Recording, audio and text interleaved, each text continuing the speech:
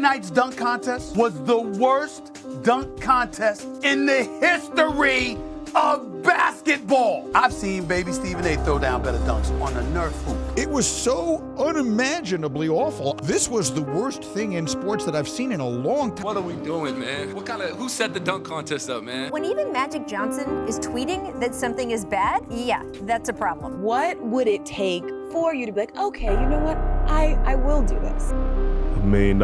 And obviously the NBA got money. You know what $1 million prize, a $500,000 prize, a $100,000 prize would do? Priority should be to fix that damn slam dunk contest. The NBA dunk contest has recently hit some pretty disappointing lows, and at this point, some people have said that the dunk contest is simply unfixable. I think those people are wrong. I think the dunk contest has given us some of the most iconic moments from young stars in NBA history. We just saw a great one in 2016, and also, I don't think creating a great dunk contest is that hard. I think the formula for how to create the perfect dunk contest has actually already been written for us. So what's up guys, Mike here, and if we were to go back and look throughout the history of the dunk contest, if we looked at the highest highs and the lowest lows with the intention of looking for two extremely important things, we will find the formula for the perfect dunk contest. Which means number one, we need to identify what makes the best dunk contest the absolute best. Research that unfortunately can only be done by watching some of the greatest dunk contest moments ever. And two, just as important, we are digging and finding the evidence of what went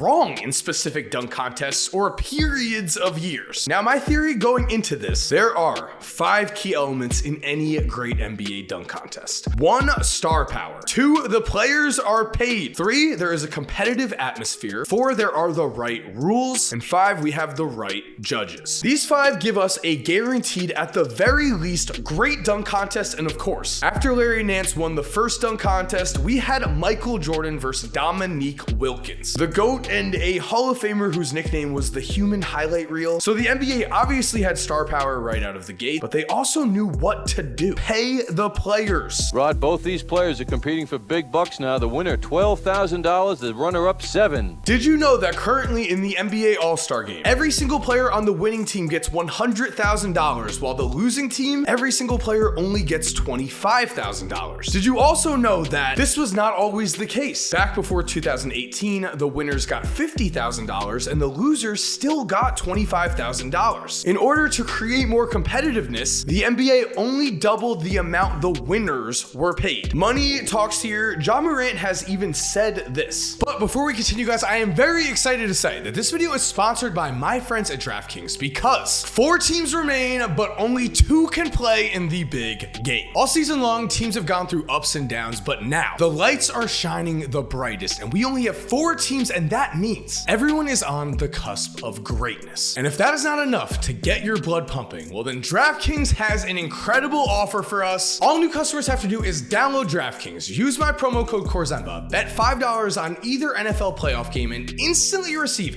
$200 in bonus bets. Yes, that is right. Bet just $5 on either NFL playoff game and get $200 in bonus bets. And if you're wondering what you could use those bonus bets on, try same game parlays, where you can combine multiple bets such as which team will win and by how much for a shot at even bigger winnings. And if mobile sports betting is still not available in your area, do not worry, you can still get in on the fun with DraftKings Daily Fantasy. Which means, guys, download the DraftKings app right now. Use promo code Korzemba, bet $5 on either of the 2 NFL playoff games, and if you are a new customer, you are receiving $200. That is, again, $200 in bonus bets instantly. That's promo code Korzemba, only at DraftKings Sportsbook. Thank you again to DraftKings for sponsoring today's video, and for now, guys, let's get back into the video.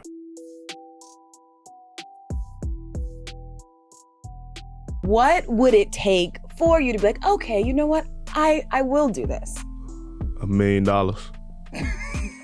They give me a meal, and I get in a dunk contest. Let's be real, $1 million prize. Kyle Kuzma did not make more than $2 million in a single season until his 4th year in the NBA. There have been $1 million NBA 3-point shots. It is tense in here. Seconds away from one fan, one shot, $1 million.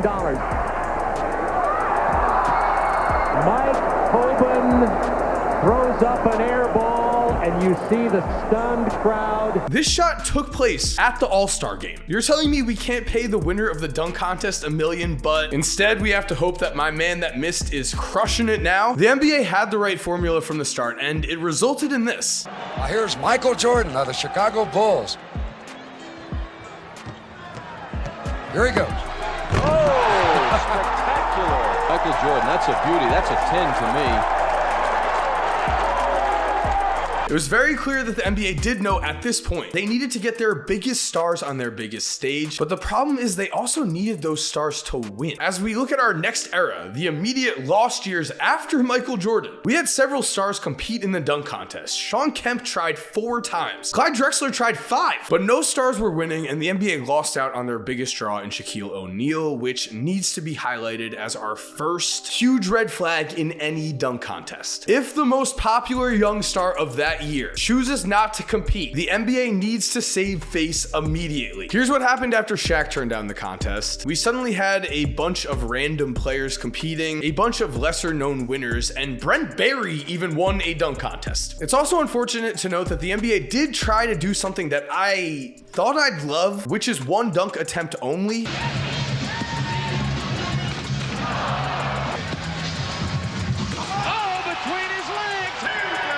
Unfortunately, the NBA did this a few times, and what happened was...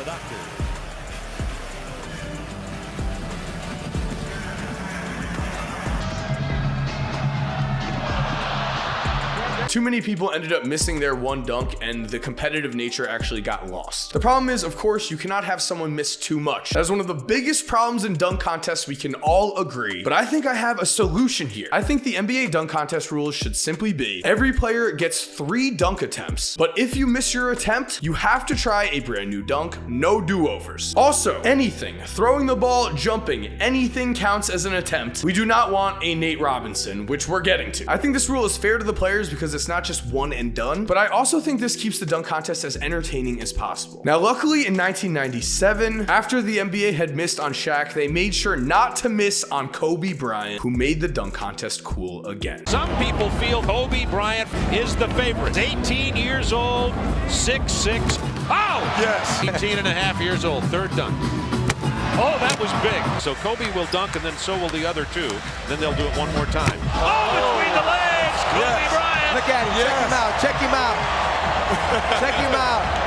Kobe would enter the dunk contest because even as a younger player, he understood how tremendously beneficial this was to his personal brand. And as we all know, Kobe was not afraid to go out there and lose, and he made sure he won. But back to branding here. The free throw line dunk in the dunk contest made Michael Jordan and Nike tremendous amounts of money, and also this image kept Michael Jordan young forever. The same could be said about a young Vince Carter in the Toronto Raptors jersey, and the same could be said about a young Kobe Bryant. The same cannot be said about a young Shaq and a young LeBron James who passed on the dunk contest. They missed out on creating timeless images of their younger selves. I think personally that's a mistake. Before we continue, guys, I do want to say, if you are enjoying this video, make sure to subscribe and turn on post notifications so you never miss a video like this. The goal in 2023 is 2 million subscribers, and I promise you, I'm working hard to get there. So again, would be great to see you subscribe. For now, let's get back to the video. Vince Carter did not miss that chance, and in 2000, after the dunk contest had seemingly died in the 90s at one point already, nobody would argue that it was now at its peak after this. Here is the man that this crowd wants to see. Vince Carter with his first shot. The first round for Vince Carter. Oh, it did not. It's over. All right, Vince Carter with his first on the final round. Timeout. Can I take a timeout? Here comes Carter and puts it down. The 2000 dunk contest had it all, and so we have to wonder now again, what went wrong after this? Well, for one thing, yes, we did have the loss of star power, as LeBron James would eventually turn down the dunk contest. But 2, we had the dunk wheel. And in 2002, I think we ended up learning an incredibly valuable lesson. Never stray too far away from the actual dunk contest. Aim for the iconic young images, not whatever this dunk wheel was. This was too much of a gimmick. You can see the players didn't enjoy it. And how could they? The point of a dunk contest is for the players to create the best dunks that nobody has ever done before. How did the NBA think it was a good idea to literally do what everyone complains about, which is seeing the same dunks done over? Also, I feel like Steve Francis got done dirty. I'm just gonna say. Hey, Ernie. Uh-oh, the 1980s. Terrence Stansberry. Oh! Statue of Liberty, baby. Oh, Steve, you're over here shaking your head. if you can't palm the ball, you got to come from this side. So. And here lies the problem. Does anyone remember Jason Richardson during this time period? You probably don't, as most don't, because novelty overtook history here. The dunk contest is very much a part of NBA history. The entire All-Star weekend is. And whenever the NBA has strayed too far away from a competitive atmosphere and leaned too far into gimmicks, it has never worked well. What's also important to remember is that the best rivalries are created naturally. This is not the WWE. And I think the NBA buried themselves when they tried to create a rivalry between Nate Robinson and Dwight Howard. In the process of this rivalry, these dunk contests also broke several key rules. Number one, you cannot have this many misses, Nate. I don't know. Oh my goodness. Go get that. Go get that. No, oh, there it is, Chuck. Oh, it's half court stuff. You know what that is? That's called. There it is. No, too high. You got it. You got it. Oh! Dunk contest.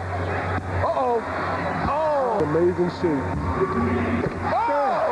Nobody can tell me that watching this did not damage future dunk contests. Missing a ton of dunk attempts does not build anticipation. It completely ruins the moment instead. Again, the rules need to be 3 attempts. If you miss any attempt, completely new dunk. And 2 here with Dwight, when you can see when there's just too much pageantry, everything just feels cheesy. But the thing is, the NBA has always learned from their mistakes in the past, and they have made the All-Star game infinitely more competitive. So if we were to learn from the past here, we are continuing on with the fact that in 2009 and 2010, text message voting just completely ruined everything. The fans were just voting in their favorite player instead of voting in the actual best dunk. I'm not even sure if there was enough response time to get the best dunk in. And then as the 2010s continued, we saw the NBA test out group dunking. This went far away from having good rules again. Too much of a novelty is just a very bad thing in the dunk contest. And what ends up happening is when you focus on those types of things, real potential dunk superstars such as Russell Westbrook get swept under the rug. Yes, watch here as Russ auditioned for the dunk contest. Russell Westbrook, Sprite Slam dunk contest,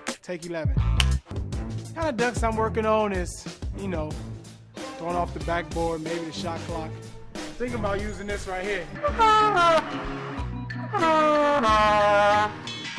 And then Rudy Fernandez got chosen over him? Oh, okay. What was he gonna do afterwards? Are you kidding me? Oh my God. Up and coming young Blazers. He's gotta be up higher. So the NBA has made some mistakes in the past, but then once they returned back to their proven formula in 2015, we suddenly had everything we needed yet again. That's what I'm saying here. Yes, the dunk contest has fallen, but in 2015, we had star power again. We had the anointed Greek freak in Giannis, a player who, like Kobe before him, was playing for more branding and for more recognition. And we had a dunk god in a young Zach LaVine. And once Zach LaVine put on an absolute show, his star power drew others to the contest. Aaron Gordon emerged as a huge contender to LaVine's throne, which meant in 2016, we had possibly the greatest dunk contest of all time. Now that might be Alfred Payton in that mascot. Wait, let me see it.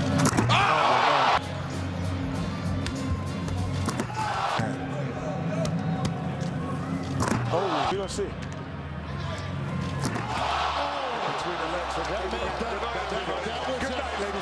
So as we've already seen in NBA history, we have had several peaks throughout the dunk contest. We've also had several lows, but every time we have re-emerged to a peak, I believe the formula has stayed the same. I also think we should just call it as it is. I think we should be giving the winner of the dunk contest $1 million.